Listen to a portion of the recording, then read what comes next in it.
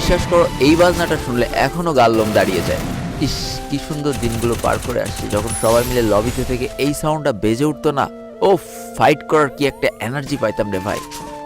এরপর থেকে free fire প্রচুর থিম সং এসেছে, বাট ওইটার মতো সেই মজার এনার্জি আমি কখনো আর কোথাও পাইনি। আচ্ছা, কার কার মনে আছে ফ্যাক্টরির ছাদের কথা? 2019 সাল বা 20 সালের দিকে ফ্যাক্টরির ছাদেই প্রায় 50% এনিমি নেমে যেত।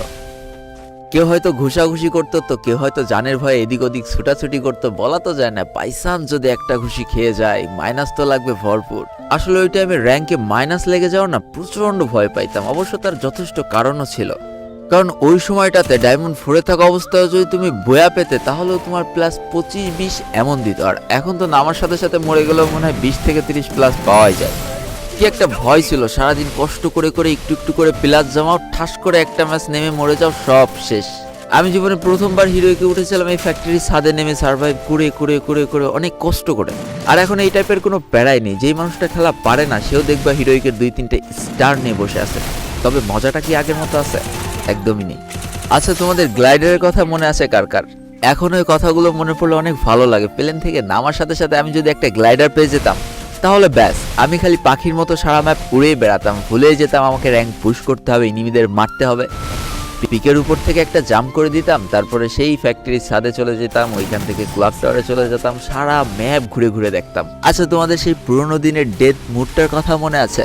এই মুডটা যে আমার কি পছন্দের একটা মুড ছিল, আর হবেই না বা কেন। ওই টাইমে তো আমি খুব একটা খেলা পারতাম না, আমার কেউ গ্রুপেও নিত না, হয়তো গ্রুপ থেকে বের করে দিত। তখন শরীরের যত রাগ আছে সব এই ভূতগুলোর উপরে ঝাড়তাম রে ভাই, এই মুডটার মধ্যে যে। এখন বুঝতে পারি এই ভূতগুলো পিটানোর মধ্যে কতখানি ইমোশন জড়িয়েছিল।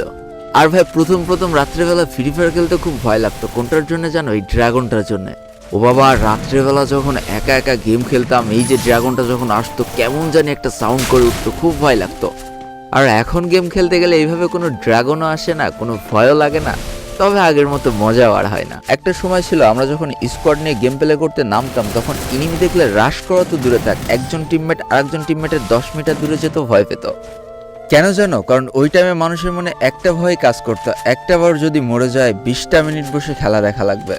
আর ওই টাইমটাতে নিজের বাকি 3জন টিমমেট যদি মারা যেত, নিজের প্রচন্ড পরিমাণ অসহায় লাগতো, মনে হতো কোন বাগানে যে পলায় একটু বেঁচে থাকতে পারবো। আর এখন আমাদের স্কোয়াডে একসাথে না থাকলেও চলে, যে যার মতো রাশ করে বেড়ায়, একের পর এক ইনিমি কিল করি, মরে গেলে তো আবার রিভাইভ পেয়ে যায়। কিন্তু মজাটা কি আগের মতো হয়? একদমই হয় না।